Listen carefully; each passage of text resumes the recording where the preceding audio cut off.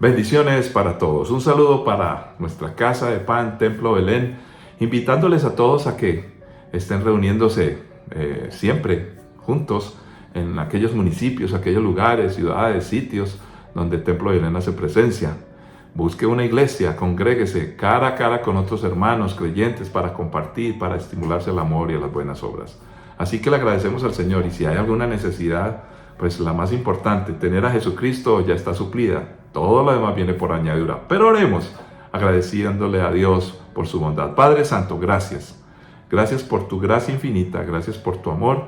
Gracias porque nos has rescatado, nos has salvado, nos has ayudado en lo espiritual, en lo emocional, en lo físico. Nuestro cuerpo físico lo puede sanar, por eso clamamos por todos los enfermos. También nos ayudas a tomar las mejores decisiones porque esperamos madurar, no solamente como personas, sino con nuestras familias, como comunidad, Señor, donde tomemos las mejores decisiones para bendición de los que vienen después, la generación que viene detrás de nosotros, oh Dios, que podamos administrar nuestros recursos, nuestra capacidad, nuestra madurez espiritual, nuestra economía, hablando de lo económico, Señor, que todas las decisiones sean las mejores, oh Dios. Tú te ocupas de aquellas cosas que nosotros no podemos resolver. Cuando necesitamos un milagro, tú lo haces. Confiamos y creemos con mucho agradecimiento en el nombre de Cristo Jesús. Amén.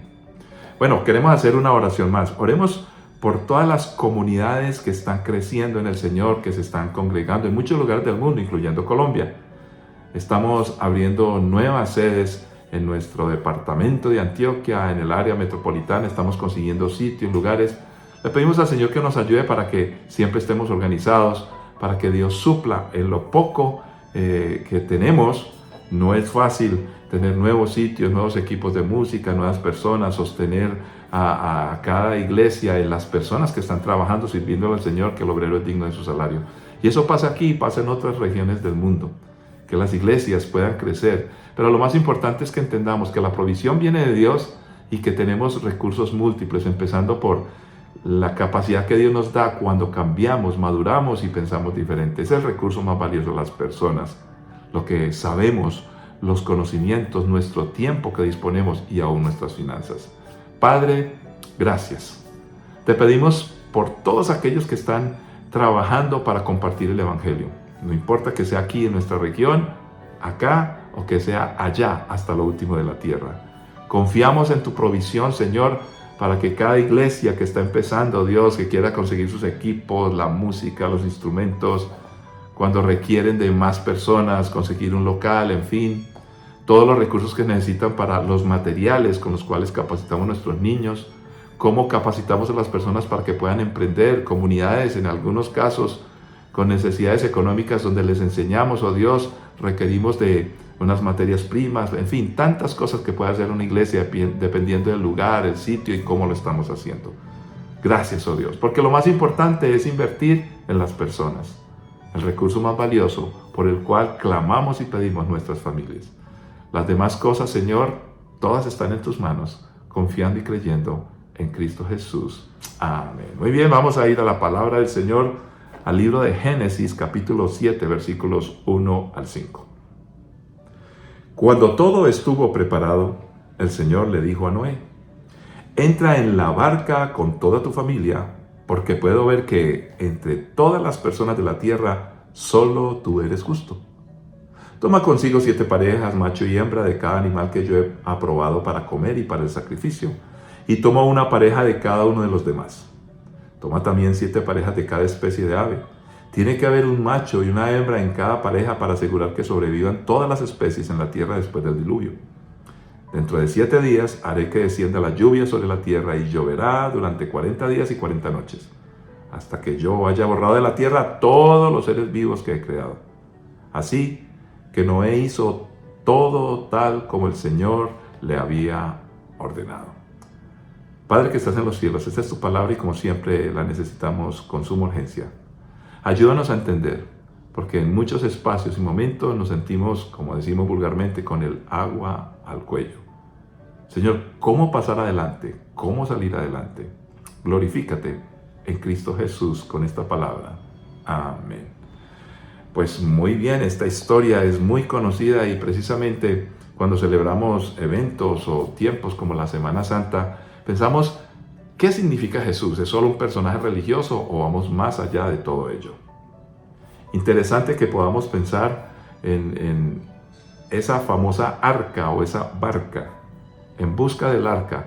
La pregunta es, ¿perdida? Pues vayamos en busca del arca que aparece en las Sagradas Escrituras, pero que desafortunadamente para muchos sigue estando perdida. Ahora, realmente la barca que preparó nuestro Señor no está perdida. Hablemos de la de Noé, nadie sabe dónde está.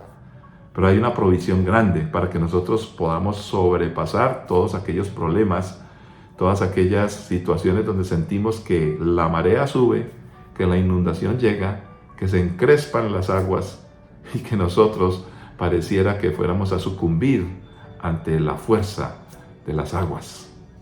Pero aparece en el escenario una barca. Recuerdo de un amigo, pastor, que me narró de manera muy sentida en una ocasión que iba en una barca precisamente y naufragó. Era de noche, en fin, la gente gritaba, no se veía nada. Y él dice, en pocos segundos vi toda mi vida, todo estaba perdido. Bueno, ocurrieron varias cosas, pero fueron rescatados y la experiencia fue muy dura. Ahora, cuando ya uno la cuenta, uno dice, gracias a Dios hubo una oportunidad de rescate, que alguien me pudo hacer permanecer a flote de alguna manera y fui rescatado. Pues hablemos entonces acerca de lo que dice la palabra del Señor. En primer lugar, una barca es funcional en medio de la inundación. Es muy importante.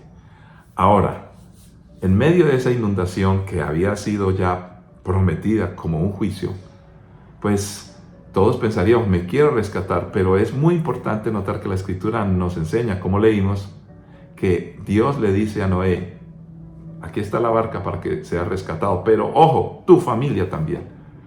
Cuando nosotros pensamos en ser rescatados, en cambiar, en ser transformados, en buscar ser distintos y diferentes, no solamente nos debería motivar un asunto personal. En la Biblia, aunque Dios nos habla personalmente, siempre involucra a otros. Por eso la sociedad solo funciona cuando entiende el concepto divino, el diseño de Dios comenzando por la familia. Ahora, ¿qué fue lo que vio Dios en Noé? Y dice, era un hombre justo. La pregunta la trasladamos a nuestra época.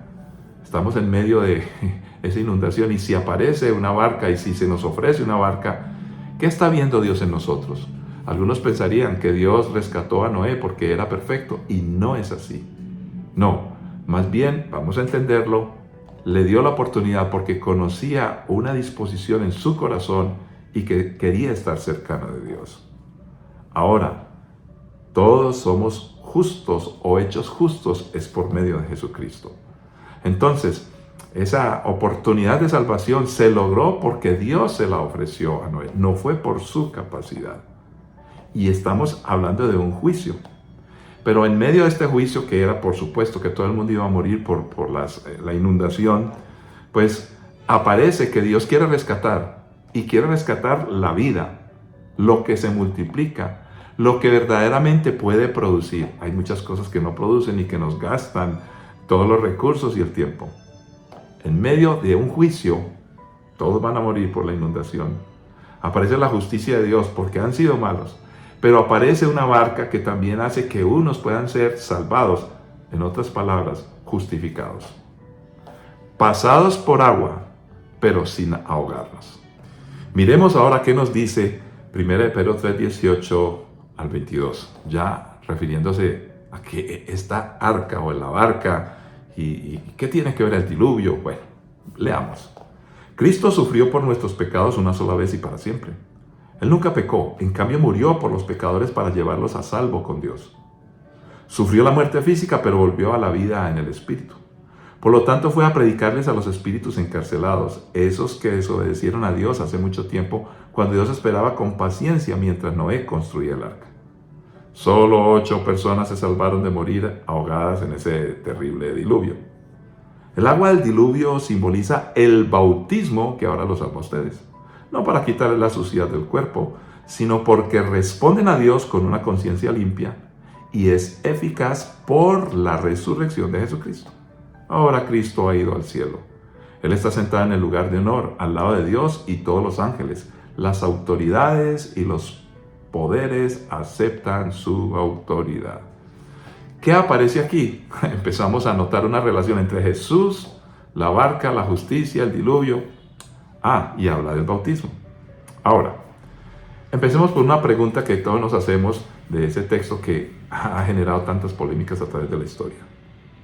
Que conste en los estrados, que conste que dice que Jesús en algún momento predicó a los espíritus encarcelados. ¿Quiénes son esos reos? Aquí hay unas diferencias que conciernen o que tienen que ver con esto. Primero, el tiempo en que pudo haber ocurrido esa predicación. El tema de esa predicación, a quiénes se les predicó, cuál fue el resultado de esa predicación. Bueno, esto los comentaristas expertos inician haciéndose esa pregunta que es válida para nosotros también. Ahora, básicamente, que entre su muerte y resurrección Jesús predicó a los muertos en el Hades. Esta sería como una opción. El reino de los muertos. Esta es una de las perspectivas muy antiguas. O otra segunda opción, que Cristo predicó por medio de Noé a la gente de esa época.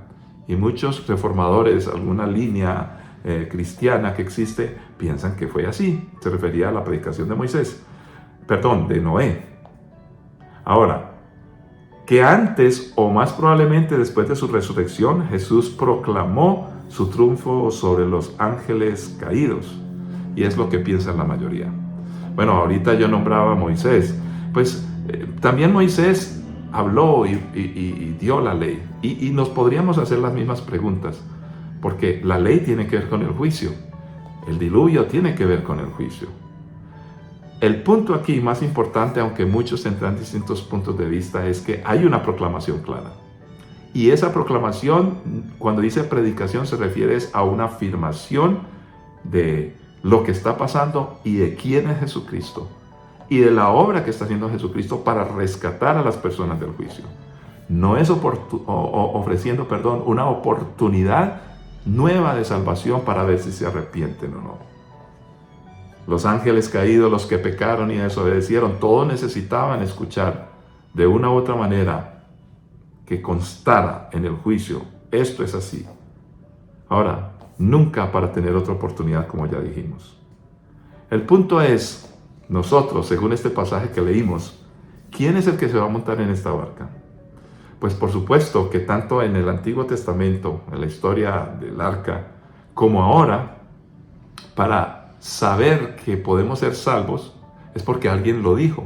Y si yo lo escuché, pues yo acepté, reconocí esa voz de advertencia, entendiendo que hay un juicio y que hay un riesgo de que voy a perecer ahogado. Todos somos desobedientes o hemos sido desobedientes. La diferencia no es si lo fuimos o no, es si oímos, reconocemos y aceptamos. Hombre, necesito salvarme porque estoy en peligro. Y la gran pregunta que nos podemos hacer, ¿pertenezco yo a ese remanente de los 8? ¿A cuáles 8 nos referimos? A Noé y a su familia, que entraron en el arca. Y, recurriendo a la administración que Dios le había dado al hombre, ellos, todo lo que fuera de multiplicar, pues, como los animales, los hicieron entrar. Lo más importante es entender que todo esto se logra, como dice el texto bíblico, porque responden a Dios con una conciencia limpia. Y esa conciencia limpia, como la tuvo Noé, no es que le da perfecto, no. Esa conciencia limpia puede ser eficaz, pero por la resurrección de Jesucristo. No es por nuestro esfuerzo, es por lo que Él ha hecho. Solo el ministerio de Jesús puede lograr eso en nosotros. Cuando nos referimos al ministerio de Jesús, estamos hablando de que Él murió, proclamó o se proclamó en ese acto la victoria. Cuando se predica para que conste, Jesucristo es la única oportunidad. Pero eso es válido porque resucitó. Y luego me dice la Escritura que ascendió, pasó al otro lado.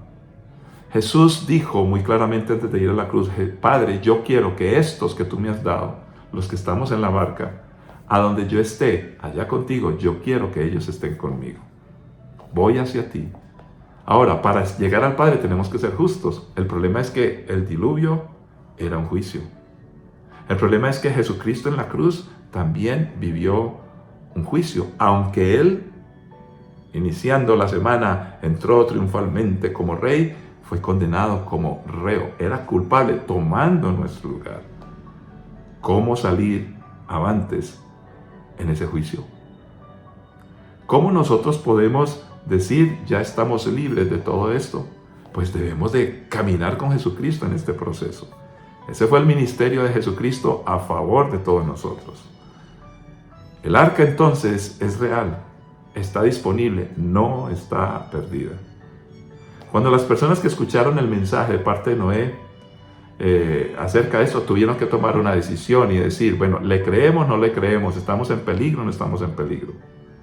Tenían una oportunidad de ir a cualquier lado, un camino ancho, cualquier lado nos sirve, o una sola dirección, un solo camino, llegar a aquel extraño cuerpo, porque no existían la lluvia así como se conoce ahora, que puede ser tremendamente abundante, que tampoco fue como en el diluvio, que fue la única ocasión que se llenó toda la tierra de agua. Pero en fin, solamente había una oportunidad, llegar a ese elemento que se construyó y todo el mundo lo miraría con extrañeza. Un solo camino, una sola dirección, un camino, el ancho era cualquier lado, el angosto, el arca.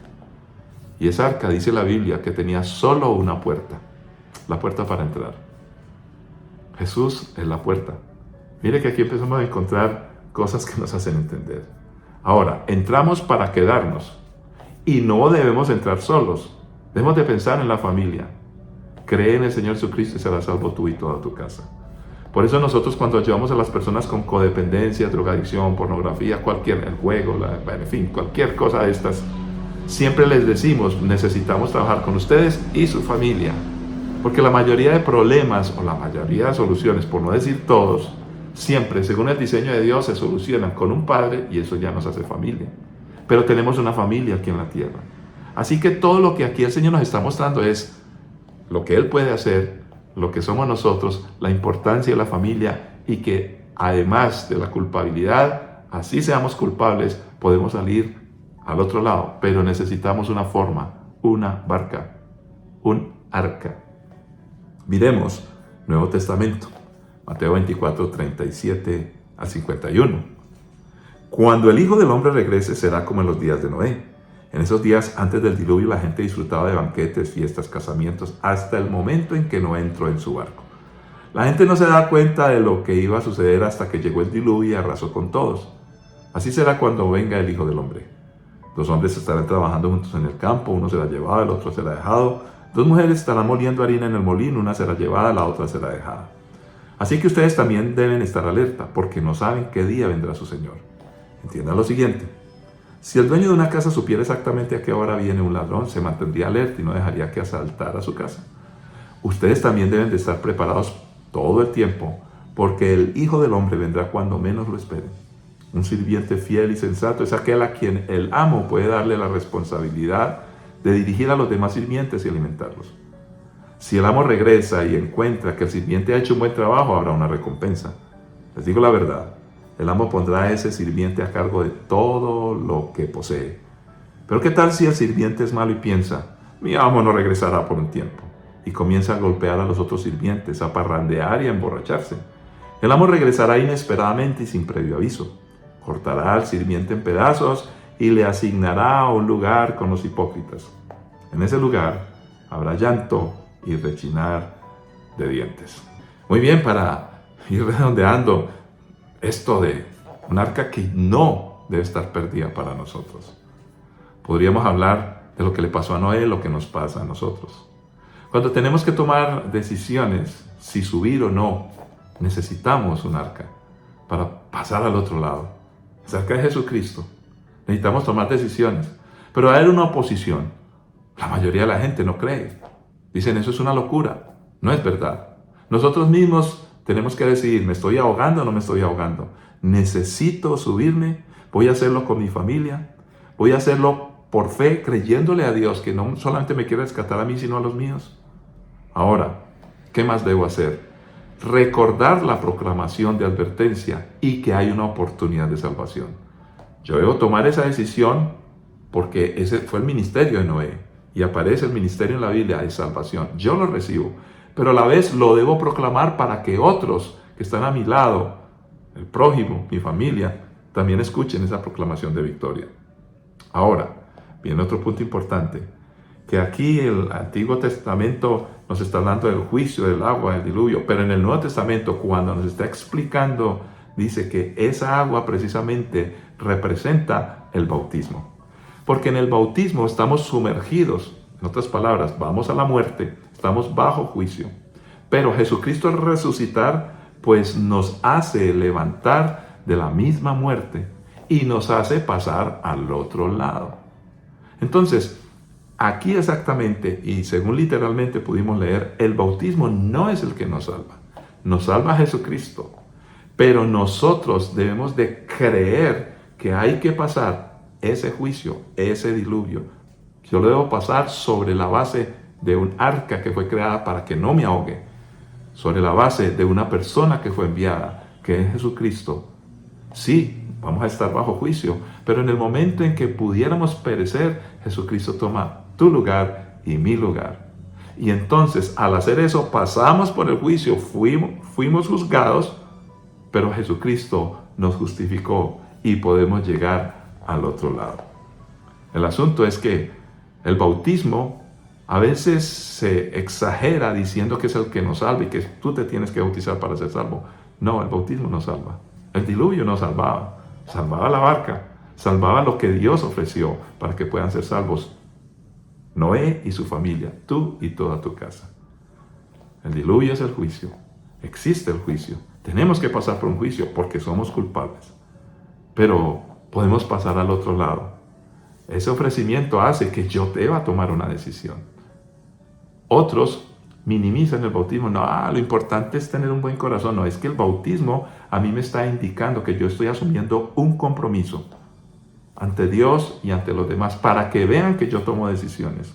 Debe haber algo tangible que demuestre que yo tengo un compromiso. Por eso el bautismo me recuerda a mí el compromiso que he tomado. Hay juicio, pero hay salvación.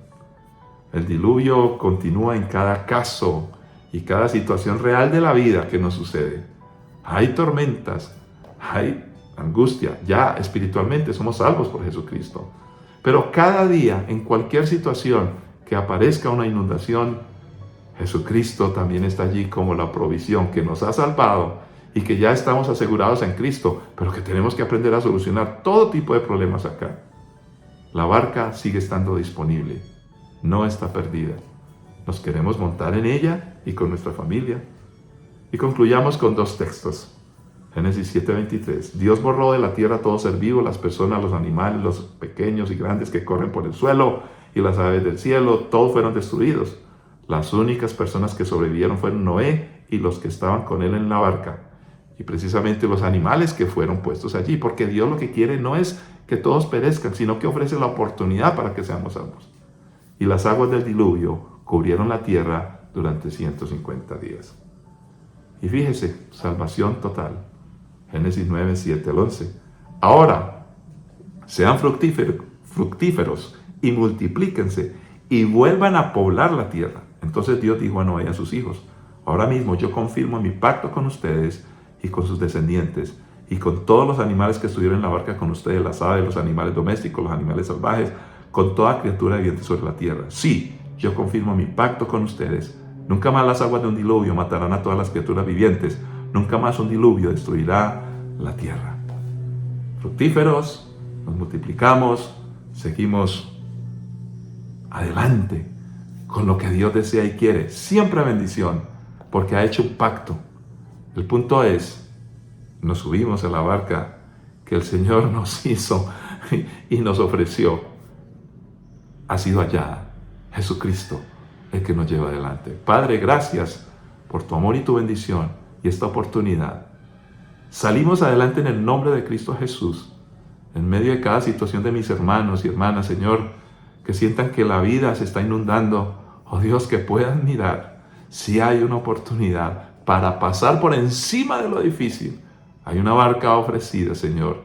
Estamos en ella y caminamos en ella, entrando por una sola puerta, Jesucristo. En ese precioso nombre te lo pedimos y creemos y caminamos, oh Dios. Amén. Bendiciones para todos. Nos encontramos en una próxima ocasión.